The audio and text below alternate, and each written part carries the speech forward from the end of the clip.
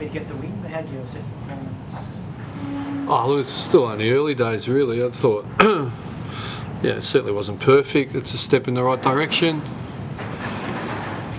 And probably the most pleasing, really, was I thought it was a fair shootout, a really high-tempo game. And the quarter I was most thought we'd improved and resembled or played football in the manner that I would like our team to play was the last quarter. So, and really, why was that? Because we took care of basics. We, we won the contested ball and inside 50 counted score. But I mean, that's the outcome. The why was we really competed in a man-on-man sense. Good forward 50 pressure.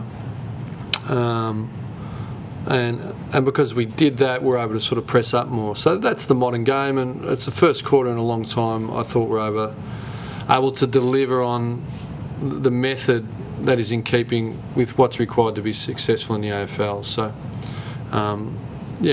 that's the quarter we'll probably focus on. There's an element of fatigue and all that, but I think both teams were fatigued, and the game was certainly up for grabs at three-quarter time. So those simple elements of, clearances, winning the ball, forward pressure and accountability then enables you to have, what is a statistically dominant quarter. So, if we're able to produce those things, we'll be competitive more often. But if you just want to play circle work and no one plays on anyone, which I think both teams played pretty much for three quarters, well, then it becomes who's the best kick and decision makers. And I'm not sure that's the way to go. What do you make of Brendan Goddard today? Oh, look, I thought he contributed as he has been. I know there's been enormous focus on Brendan, and I think numbers tells you he got a fair bit of it, and he moved around back mid-forward, and I think he just sort of... Was it a typical Brendan Goddard game? I thought it was more in keeping. I think that's what you guys would say. Yeah. Is that what you think? I thought he's improved.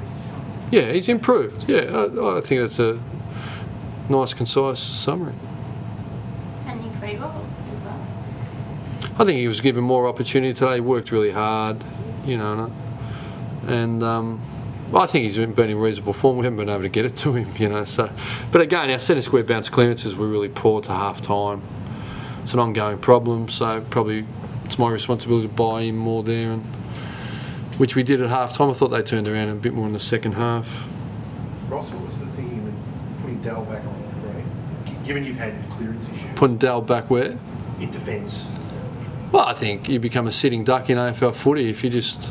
There's not many one-position players anymore, and if we don't develop Nick in different spots, he becomes a sitting duck, and you're an easy target, and you lose Hayes and a few others out of form, and, you become a sitting duck. So, and as you're getting to the back end of your career, Nick's 27 now, and trying to game player and delivered a lot for this club. If history's littered with, top-flight midfielders who then go back or forward, and I can go back to Alan Johnson that played at Melbourne, a centreman, a wingman, and dominant half-back, and Marcus Ashcroft went back, and, there's plenty of those types that dominant midfielders and then they end up. So he needs to work to develop other positions within his game.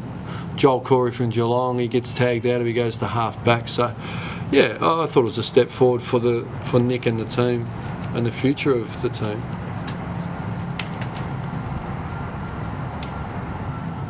Cripps came on and had a real impact on the game, as they say. Must be happy with that. Yeah, he did. Yeah, I think he kicked a couple and ran. He's got real speed, and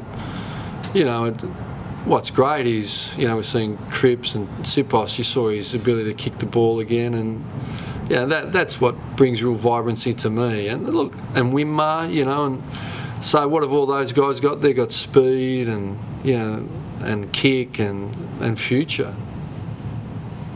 But more of it, I say, or more of them. Got a really tough draw coming up over the next few weeks. Is it something that's sort of probably a bit daunting, or do you look forward to it? I haven't rolled up to an easy game of AFL footy. When you find one, put it in front of me and I'll grab it with both hands. Was Cody concussed? In all honesty, I don't know. I know I spoke to him, and obviously it wasn't a great day for him, but he was our best 2 weeks ago, and so it can't become that all or nothing, and he gets written up as it's an all or nothing. And 2 weeks ago he was good. Today he wasn't great. He certainly got hit. I don't think he concussed. He may have been, but if he was, our medical team would have pulled him off or taken him off the ground. Like we did the other week. I mean, we've passed that test. We were under enormous pressure at Adelaide. Nick Revolt, we were coming, and our medical people made the right decision. So we've passed that test as a club. So anytime anyone is unable, unwell to go on, that's the way we go. So clearly it wasn't the case. Okay, thanks. Thanks, guys.